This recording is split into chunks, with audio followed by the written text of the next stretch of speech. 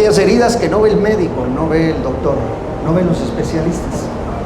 Aquellas heridas que están dentro de nosotros, están muy en el fondo de nuestra alma, de nuestro corazón. Esto es lo que revela el Salmo 42 de uno de los hombres más grandes por humildad de toda la historia bíblica, el rey David. Pero aquí cuando escribe el Salmo 42, él todavía no es rey, él es apenas un jovencito, pero a su temprana edad él ya había sido herido en lo profundo de su alma. Si tú lees todo el Salmo 42, vas a encontrarte con la sorpresa impresionante de que en cada versículo que hemos leído, él habla de su alma y habla de un dolor incomprensible.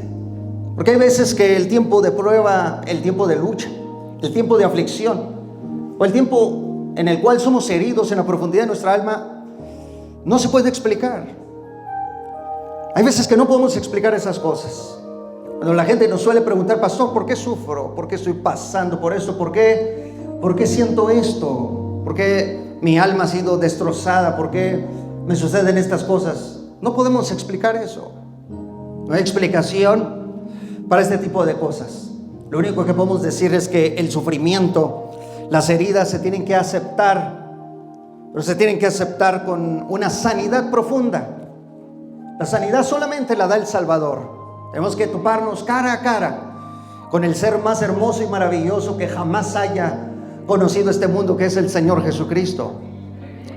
Encontrarnos con Él cara a cara es encontrarnos con la sanidad, es encontrarnos con las fuentes de agua, con la roca firme, es encontrarnos con el Alfa y el Omega, es encontrarnos con Dios mismo, encontrarnos con el Salvador, es encontrarnos con lo más grande que podamos encontrarnos para poder sanar en cuerpo, alma y espíritu.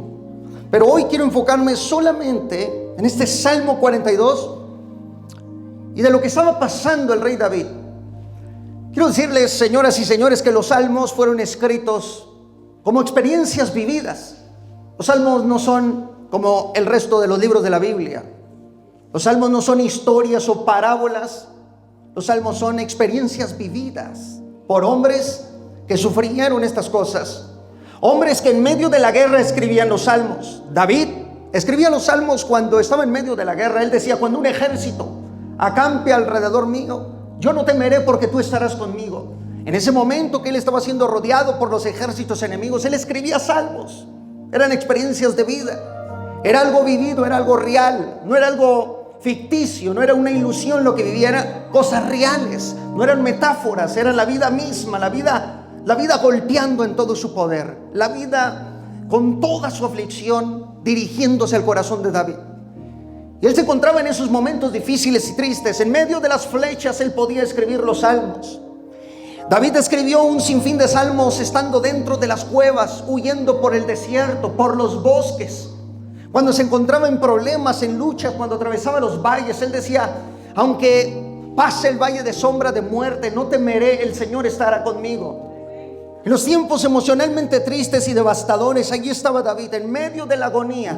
David escribía los salmos. En medio de la tristeza, David escribía salmos porque David era sincero, él era honesto. Él publicó su pecado en el Salmo 51, eternizó, perpetuó su pecado de adulterio, su pecado de asesinato. David lo hizo público, no se escondió de nada ni de nadie. Por eso se dice que él era conforme al corazón de Jehová. Él era conforme al corazón del Señor. Era un hombre humilde, profundamente sencillo. Un hombre que cuando fallaba y pecaba, él reconocía sus faltas y sus errores. Un hombre que no se escondía para nada delante de Dios, que cuando él le fallaba al Señor, él reconocía delante de Dios estas cosas. Y por eso vemos a Dios hablando de David. Aun cuando David ha muerto, Dios habla y dice: David, mi siervo. Todo lo consideraba su siervo, porque el siervo y la sierva de Dios, el hijo y la hija de Dios, es aquel y aquella que reconoce la falta, que reconoce el error. No que lo esconde, sino que lo que reconoce delante de Dios, que lo confiesa delante de Dios. Porque confesar nuestras faltas, nuestros pecados, es liberarnos por completo. Es poder vivir una vida íntegra delante de Dios y una vida llena de libertad en Cristo Jesús. Esconder nuestro pecado es difícil porque siempre las cadenas de la maldad estarán atándonos. Estaremos en la oscura prisión de maldad. Pero cuando confesamos lo que le hemos fallado al Señor. El Señor perdona, se abren los cielos y Dios derrama de su gracia sobre nosotros. David era de estos. David era un hombre que al pecar decía: el Señor, he pecado, he fallado delante de ti, Señor. Mi alma está herida, mi alma tiene una herida profunda, te necesito. Le decían a David sus amigos, sus compañeros: ¿pero qué te pasa, David? Y David decía: es que he pecado contra el Señor. Algo muy diferente y distinto a nosotros el día de hoy, en los días actuales. David reconocía sus fallas y sus errores. Nosotros batallamos, señoras y señores, para reconocer cuando le fallamos al Señor. Batallamos. No queremos confesar delante de Dios por vergüenza, por cualquier otra cosa. Pero lo mejor que podamos hacer el día de hoy es abrir nuestro corazón, gritar a voz en cuello: te he fallado, Señor. He fallado delante de tu presencia y no necesito otra cosa nada más que tu amor y tu gracia sobre mí. Porque yo sé que si tú derramas tu presencia sobre mí, mi alma sanará por completo. Y David escribía estas cosas en medio de tribulaciones, en medio de la victoria, en medio de la derrota. Él escribía salmos. Cuando él era derrotado, él escribía también cuando había sido derrotado por el enemigo. Cuando salía victorioso, él escribía las victorias que el Señor le había dado. David no se escondía, solo que el Salmo 42 es algo especial. Dile a tu hermano que está al lado: el Salmo 42 es algo especial. Porque el Salmo 42 esconde grandes secretos del alma del rey David. Grandes secretos. Porque el Salmo 42 no está tratando acerca de un momento de soledad. El Salmo 42 está tratando de la soledad en todo su poder. El Salmo 42 no está tratando de un momento de agonía. El Salmo 42 está tratando de la agonía en todo su poder. El Salmo 42 no está tratando de un momento de prueba, está tratando de la prueba. El Salmo 42 no está tratando de un momento de tribulación, está tratando de la tribulación misma. El Salmo 42 esconde grandes secretos de una herida profunda en el alma de David, a tal grado que él dice que su alma se encuentra como un abismo. Él la compara como un abismo llama a otro. Y la palabra abismo quiere decir sin fondo. Él está diciendo que su herida no tiene fin, que su herida es tan profunda, que su herida es tan profunda en el alma, que parece que no tiene fin, parece que no va a hallar la puerta, parece que no logrará tocar tierra firme. Por eso David en el Salmo 42 eterniza el momento más difícil de su vida. Pero aún así él está esperando en la bienaventuranza de Dios, en la bendición y en la promesa de Dios. Porque todo hijo e hija de Dios sabe que si espera en el Señor le va a responder. Todos aquí sabemos que si esperamos en Él, Él nos dará la victoria. Todos aquí sabemos que si esperamos en el Señor, Él derramará sus grandes bendiciones desde los cielos. Y a pesar de que estemos pasando por un momento difícil, si esperamos en el Señor, todas las cosas serán posibles. Porque no estamos esperando en un Dios que no oye la oración. Estamos esperando en el Dios que responde a la oración. No solamente que la oye, pero que responde a nuestras oraciones. Y él dice así en el verso 1: mi alma clama. En el verso 2: mi alma tiene sed. En el verso 4: derramo mi alma dentro de mí. En el verso 5: mi alma sigue abatida y turbada. En el verso 6 dice: mi alma está abatida y tiene recuerdos de ti. En el verso 7 compara su alma con el abismo. Y en el verso 11 vuelve a repetir que su alma está turbada. ¿Qué pasa con David? ¿Qué le ha sucedido a este hermoso joven? ¿Qué le ha acontecido? ¿Qué es lo que lo ha llevado a que su alma caiga en un momento tan difícil? En un momento emocionalmente complicado. ¿Qué lo llevó a tener esa herida? Porque toda herida se origina en un punto. Yo no sé cuántos de los que estamos aquí hemos sido heridos en el pasado. Yo no sé cuántos de los que estamos aquí quizá traemos el alma cicatrizada. Quizá traemos una herida profunda de esos momentos, de esos tiempos de tristeza y de dolor, donde tu alma está tan quebrantada, tu alma está tan triste, que como dice David, derramo lágrimas día y noche, son mi pan. Hay gente que llora a solas. Hay gente que trae un quebrantamiento profundo y no sabe qué es. Es posible que traigas una herida profunda o que tu alma necesite ser quebrantada, señoras y señores. Y el día de hoy no estamos aquí solamente para amarnos como seres humanos o como hermanos en Cristo. Estamos aquí para ser ministrados por el Señor. Estamos aquí para que la palabra de Dios llegue y entre a ese lugar donde el doctor no puede llegar, a ese lugar donde la ciencia no puede llegar, el lugar del alma, el vacío que tiene el hombre y la mujer. Esa herida que alguien te causó es la que el Señor quiere sanar en esta tarde. Esas emociones que han sido quebrantadas, esos sentimientos que han sido completamente destrozados, esas esperanzas de vida, esas metas, esos sueños, ese propósito, esa promesa que quizá ya no la estás viendo definida delante de Dios. Todo eso tiene que ser restaurado. Y yo no lo puedo restaurar, ni ningún ministro aquí lo puede restaurar, ni la alabanza, ni el canto, pero lo puede restaurar Cristo Jesús, el Hijo de Dios. Él puede entrar en la profundidad del alma y sanarnos por completo.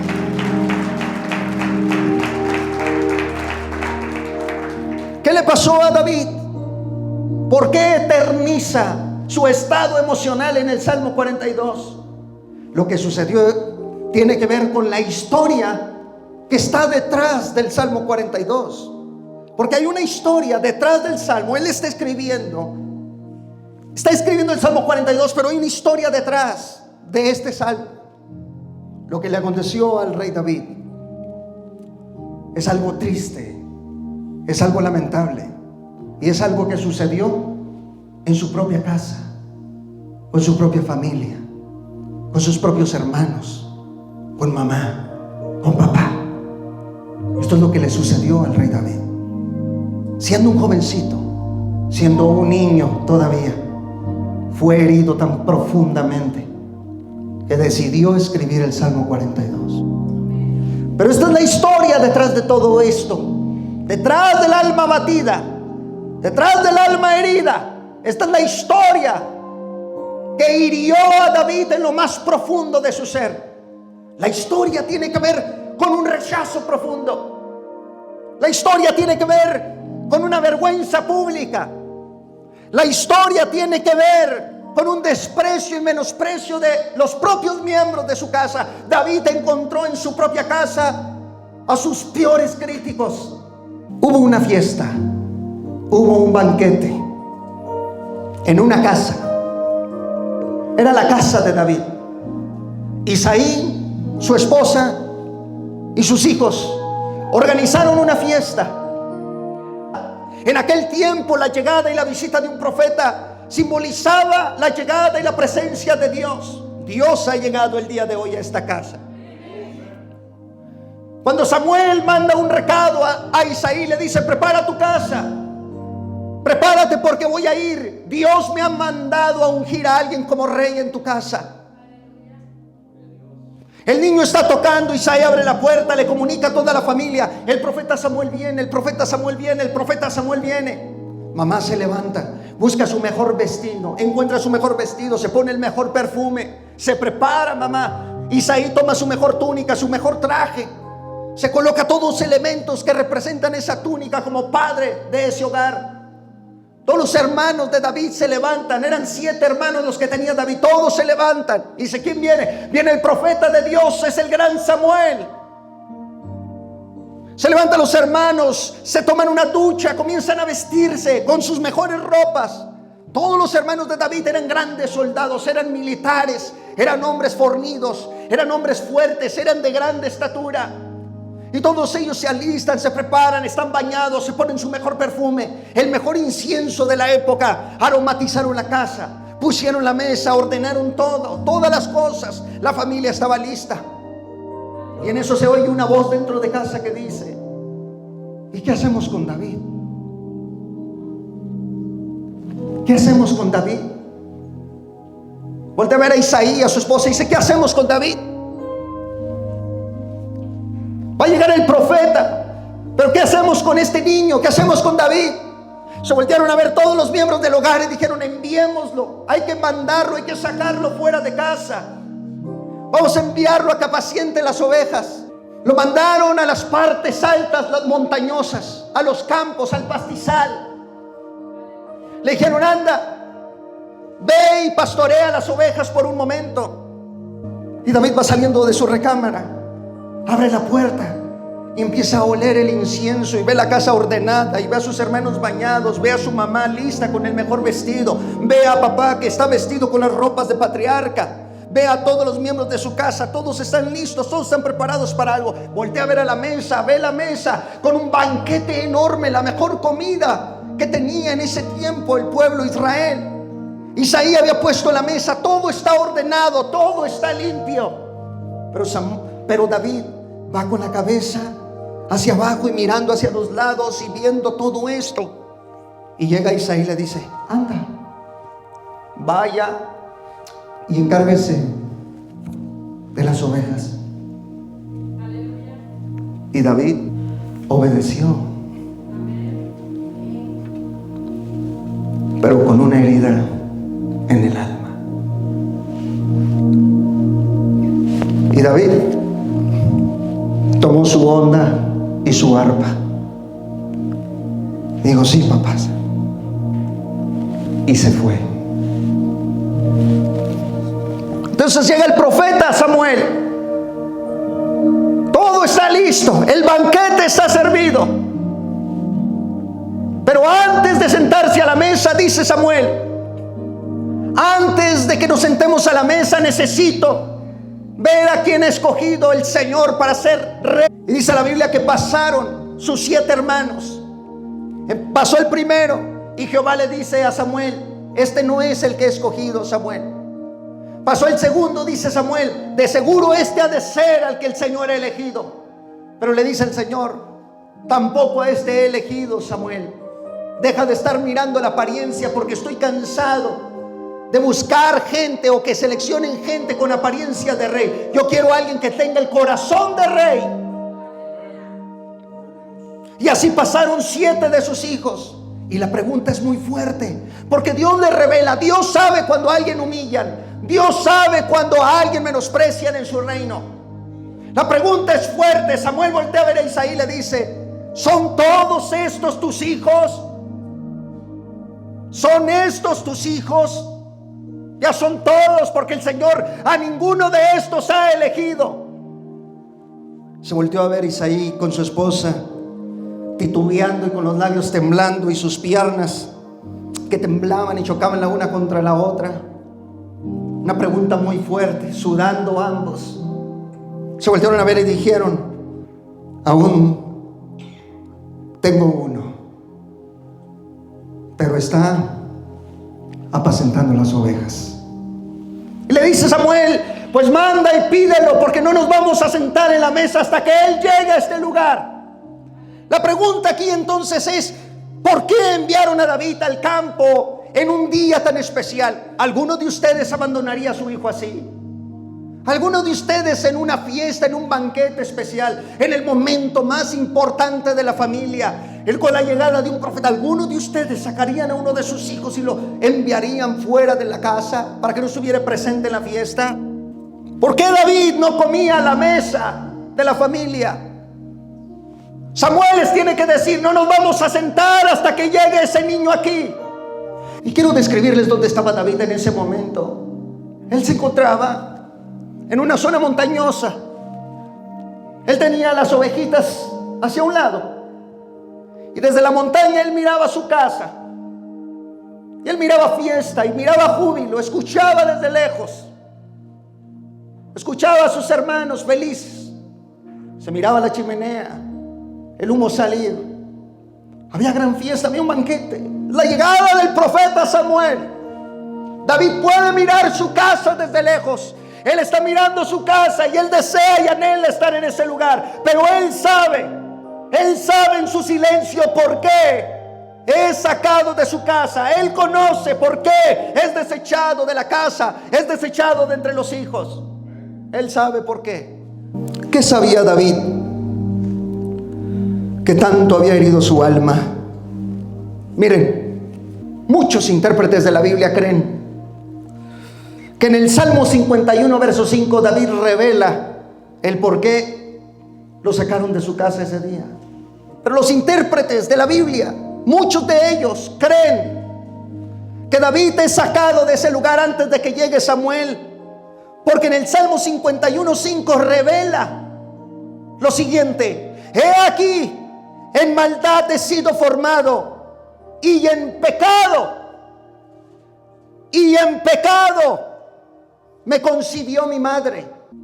Y en pecado me concibió mi madre. Aquí David no está hablando del pecado original ni nada de esas cosas. David está hablando de algo real que le ha pasado, le ha acontecido.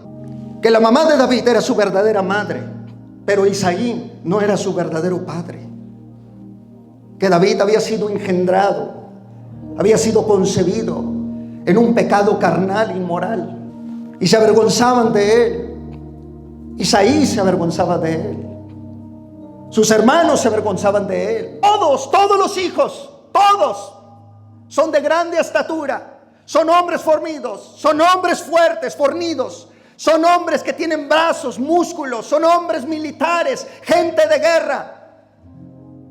Pero cuando llaman a David y pasa ahí al frente, la Biblia describe físicamente a David y dice: envió pues por él y le hizo entrar. Y escuchen, y dice: y era rubio, hermoso de ojos y de buen parecer. Era rubio. La descripción física de David es completamente distinta a la de sus propios hermanos. Los demás son grandes de estatura. David es un muchachito pequeño. Sus hermanos todo lo contrario. David tiene ojos azules, ojos verdes. Sus hermanos no. Los ojos de sus hermanos son muy orientales, son de Medio Oriente. Los rasgos de sus hermanos son completamente distintos. Pero David era rubio, era hermoso de ojos azules, ojos brillosos, ojos verdes. ¿De dónde sacó esos ojos? ¿De dónde sacó el color güero? ¿De dónde sacó el color rubio? Y dice: y era de buen parecer. El original dice: y su belleza era delicada. Los judíos, señoras y señores, son bonitos, pero no son bellos delicadamente. Hay gente con una belleza delicada. Cuando tú miras a los artistas, hay unos de ellos que parecen más femeninos, tienen una belleza femenina. Pero David era hermoso delicadamente. Sus hermanos no eran hermosos con esa delicadeza, pero David se distingue en esa belleza, de esa manera. Y los intérpretes creen que David fue concebido en pecado, y por eso se avergonzaba la familia de él. Lo sacaron de casa, lo llevaron a la montaña, lo alejaron de casa. No querían que lo viera el profeta Samuel, porque era una vergüenza para la familia. Y David sabía eso, y David fue herido. Y David escribe en el Salmo 42 y decía: mi alma está abatida, mi alma está turbada, mi alma te clama, tiene sed, mi alma brama como el ciervo. ¿Y saben a dónde lo mandaron a David? Dice que lo mandaron y lo enviaron a pastorear, a cuidar las ovejas detrás de la majada, detrás de los pastizales. Que las ovejas que David fue a pastorear no eran las ovejas sanas, no eran las ovejas que gozaban de salud, sino que estas ovejas tenían anomalías. Había ovejitas con 2 cabezas, ovejitas que tenían 5 piernitas, 5 patas, ovejitas enfermas, ovejitas tuertas.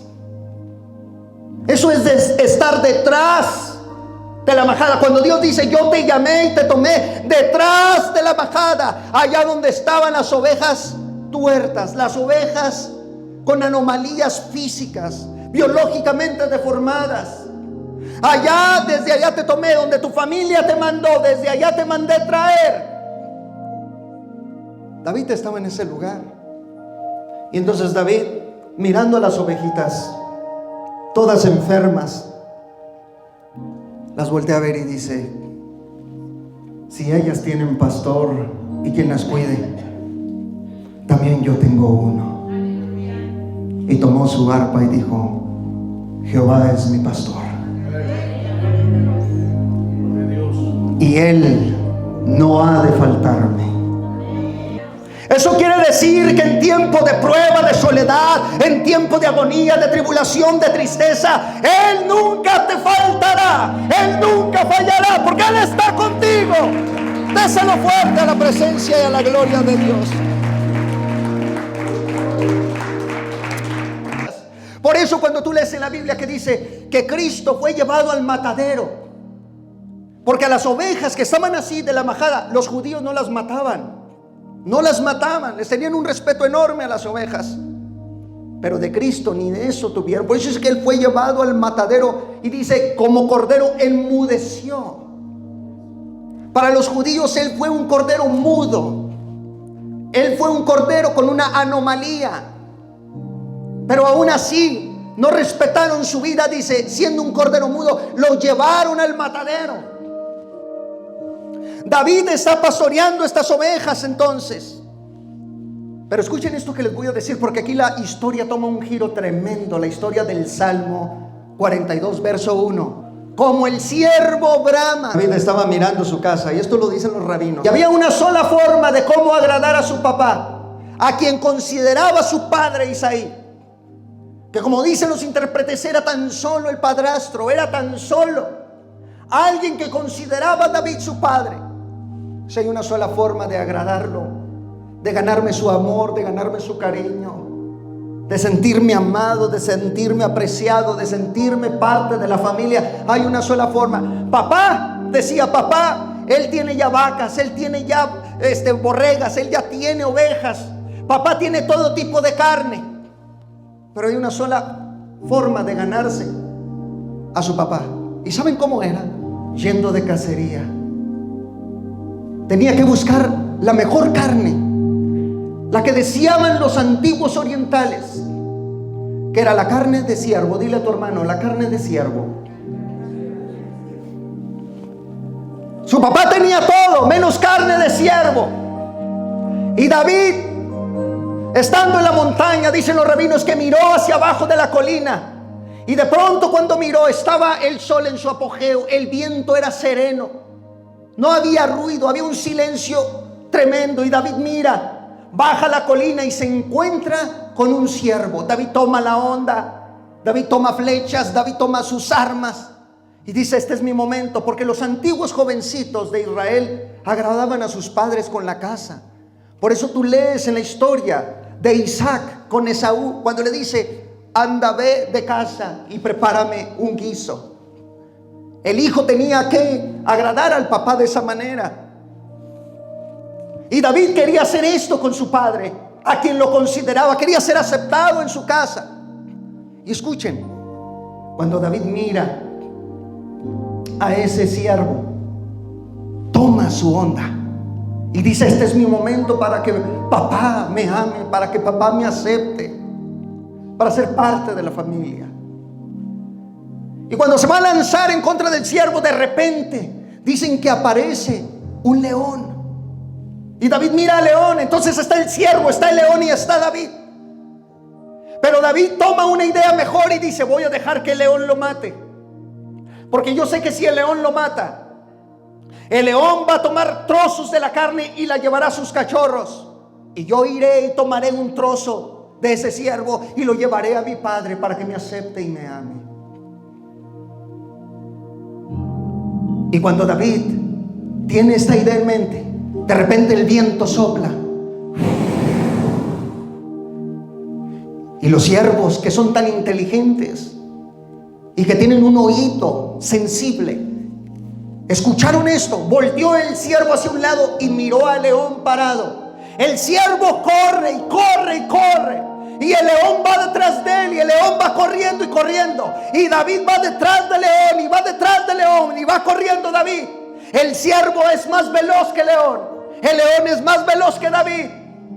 Entonces llega un momento en que David solo va buscando el rastro del león, y el león va tras el siervo. Es imposible que el león corra más rápido que el siervo es más veloz que el león. Nada más que el león es más resistente que el siervo, y el león sabe que tarde o temprano el siervo se va a cansar, porque la velocidad necesariamente obliga a que se pare el animal. El león va detrás de todos modos. Lo que el siervo va corriendo, miren lo que les voy a decir. Los siervos cuando corren Ellos liberan a través de su sudor, porque su corazón va agitado, se está agitando. Ellos liberan una enzima.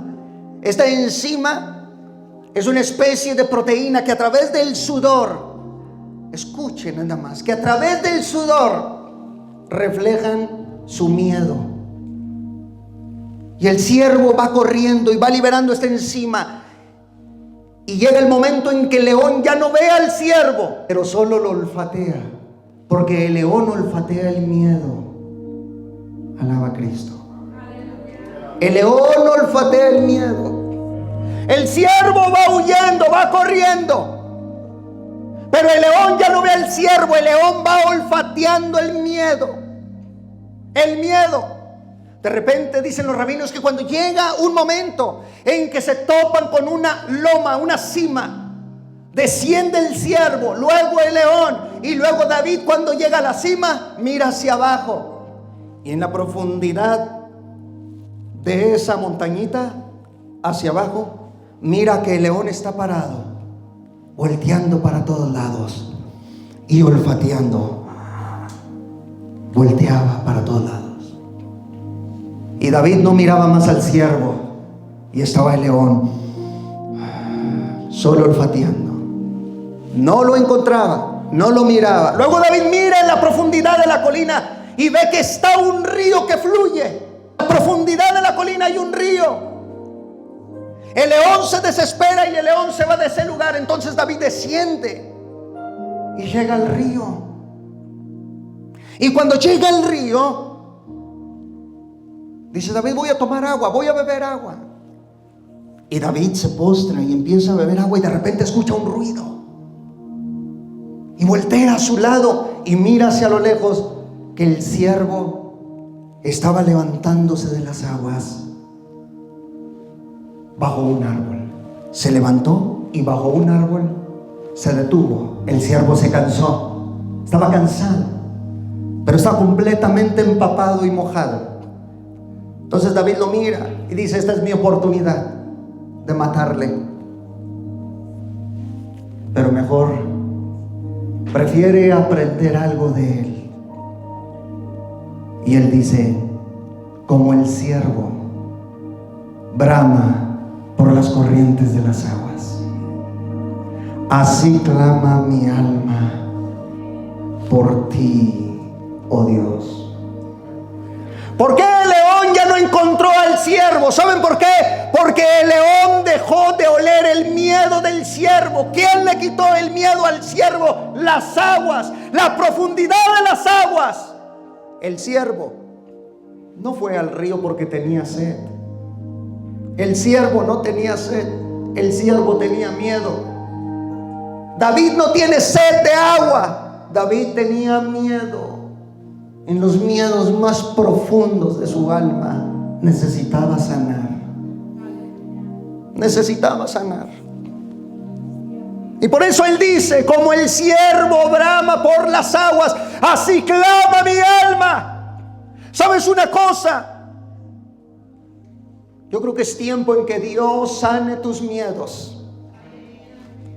Yo creo que es tiempo de que el león deje de oler tus miedos, que el enemigo deje de olfatear tus miedos. Es tiempo de que tus miedos se vayan. ¿Cómo se van los miedos? Profundizando y sumergiendo nuestra alma en el río de Dios, en la presencia del Espíritu Santo.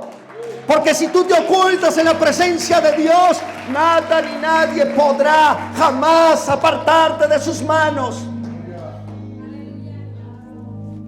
Cuando tú profundizas en los mares, en las aguas cristalinas de la presencia de Dios, no hay nada ni nadie que te quite esa paz, esa tranquilidad.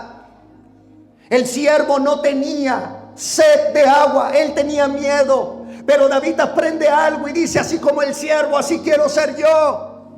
David no lo mata, pero aprende de él. David tiene misericordia y compasión de ese siervo y aprende de él y dice: yo quiero sumergirme en el río de Dios. Y al parecer esto sucedió en el río Jordán, porque en el texto dice: te recordaré, Señor, te recordaré desde la tierra del Jordán. Me acordaré de ti siempre en la tierra del Jordán, porque fue ahí donde sanaste mi alma. Usted nunca va a encontrar jamás el remedio para su alma, para la paz, que en la presencia de Dios. Usted no encontrará jamás la sanidad de su corazón, sino en la presencia de las aguas de Dios. Usted no logrará encontrar la tranquilidad que necesita tanto su mente y su corazón, sino en la presencia del Espíritu Santo. Solo Dios puede sanar la profundidad de tu corazón. Solo Dios sana las heridas. Solo Dios llega donde nadie más puede llegar. Porque el consejo del hermano y de la hermana pueden ser lindos, pero cuando Dios toca el alma del ser humano, es lo mejor que te puede pasar. Solo Dios puede llegar ahí. Basta con que Él te toque para que todo quede sano. Basta de que Él llegue y entre a tu corazón para que todo se solucione. Basta solamente que le recibas a Él. Sus ríos de vida te sanarán. ¿Qué sanarán, pastor? Sanarán tus miedos, sanarán tus temores. Cuando el enemigo te olfatee, no te encontrará, porque estás escondido por un momento en la presencia de Dios. Hay momentos en los que debemos de escondernos en Dios. No todo es milagros. No todo el tiempo es disfrutar. Hay veces que te tienes que esconder de todo y de todos. Hay veces que tienes que ocultarte. Hay veces que cuando estás siendo criticado, criticada, tienes que sumergirte en el río.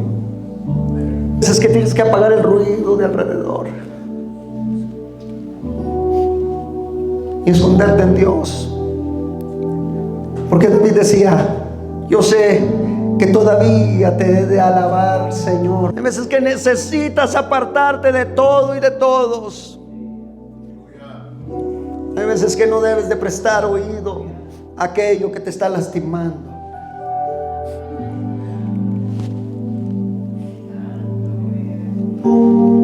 Hay veces que intentas agradar a las demás personas, como David quería agradar a Isaí. Quería ser acepto, quería ser amado, quería ser aceptado por su familia. Él necesitaba eso de papá y de mamá. Sumerja su alma en las manos de Dios.